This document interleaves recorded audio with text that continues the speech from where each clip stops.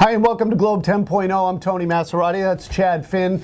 Josh Beckett will make his much anticipated debut tonight against the Cleveland Indians. The Red Sox moved him back to the fourth spot to protect him a little bit, Chad. Allow him to build some momentum here at the early part of the regular season. All of a sudden, there's a lot of pressure on this guy in this game. There is, though. You can look at it as the other three starters kind of took the pressure off by how horrible they were. So you look at Beckett, and he says, well, these guys are ahead of me. Maybe I'm not that bad after all. But it's against Cleveland. It was smart to get him out of Texas in that ballpark. We saw it's a bandbox.